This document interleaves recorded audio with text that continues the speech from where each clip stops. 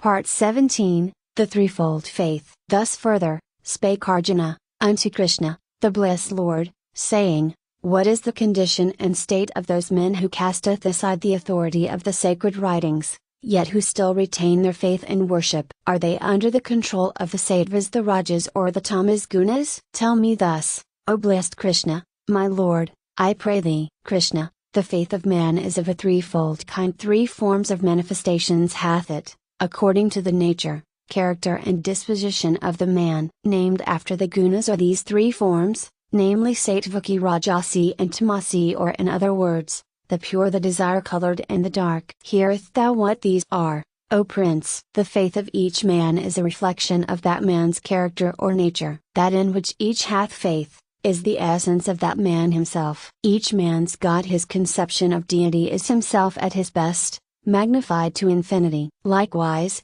is his evil spirit, or devil, but himself at his worst, magnified to infinity. By one's deities shalt thou know the man himself, if thou observest well. This being so, those in whom the sattvas guna is supreme, worshippeth the gods the most advanced, worshipping only the absolute spirit me. And those under the mastery of the rajas guna, worshippeth the lesser gods, the gods of qualities, attributes, powers, gifts, or other exalted beings of the higher planes and regions. And those under the dominion of the dark tamas guna, worship the departed spirits, ghosts, goblins, devils, demons, gnomes, evil spirits and the elementals, and such beings of the lower planes of the unseen world, oftentimes calling them by the name of God. As for those misguided men, who seek merit by the performance of severe austerities, and mortifications of the flesh, unauthorized by the sacred teachings, they are glorious creatures,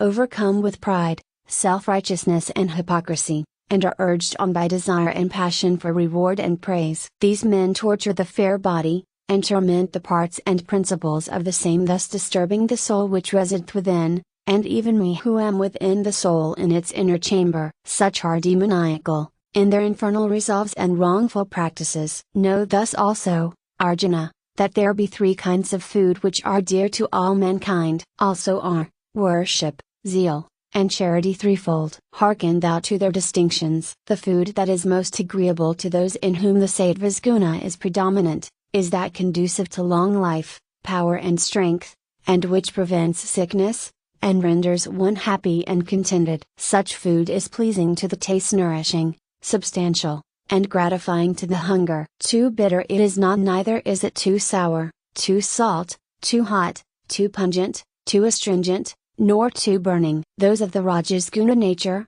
prefer food which is bitter, sour, hot, pungent, dry and burning, to an excessive degree, that which stirs up the appetites, stimulates the taste sense and produces, finally, pain, sickness, and dissatisfaction. Those who are under the rule of the dark tamas guna, incline to food which hath been dressed the day before, and that which is out of season, also that which hath lost its savor and hath grown putrid, also the uneaten parts of others' meals, and all food that is unclean and impure. And as to worship, know the 3 forms. The man of sattvas guna doth worship according to the custom of the sacred writings, without desire of reward, with pure heart worship for the love of worship, and with a mind ever attentive to that which he worshippeth. And he, of the rajas guna nature, doth worship as the hypocrite, with mind full of hope of reward, asking favors and seeking merit and notice. Such is his vain worship. And he of the tamas guna nature doth worship without faith, or devotion,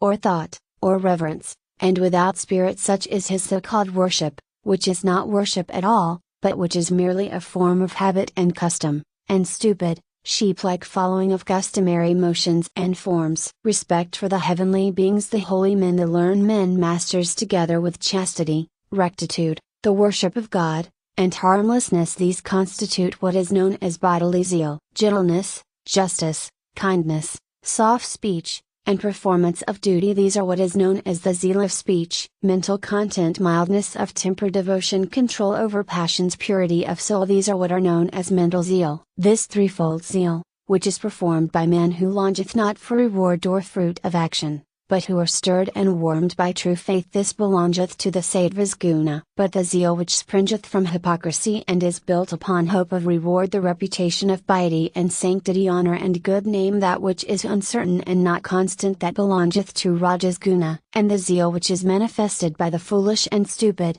and which consisteth of self-torture and similar folly, or which is performed in the hopes of injuring or destroying another, that belongeth to Tamas guna. And as for charity, these are the three kinds: that charity which is bestowed for charity's sake and because it is right disinterestedly, and at due time, place and season, and to proper objects, this is of the Sattvas guna. And that charity which is bestowed in expectation or hope of return, or reward, or attached to the fruits of action, or begrudgingly, this is of Rajas guna. And that charity which is bestowed out of place and season to unworthy objects ungraciously and scornfully, the real spirit of charity being entirely absent from the gift, this is of the Tamas guna.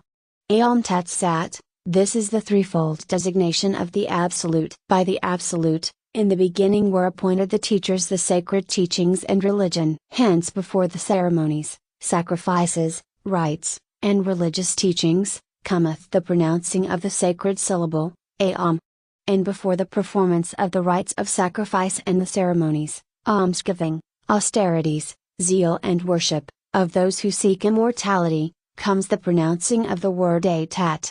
And in the state of mental worship, sacrifice, and renunciation, when action is at rest, also in the performance of good actions, and in the observance of good qualities, also in the dedication of action and life to the Supreme, then is pronounced the word Saturday. And whatever is performed without faith, whether it be sacrifice, charity, mortifications of the flesh, austerity, or any other act or observance which lacketh goodness, truth and faith, that is called Asat, and is without merit of virtue, either in this world or in other worlds, either here or hereafter.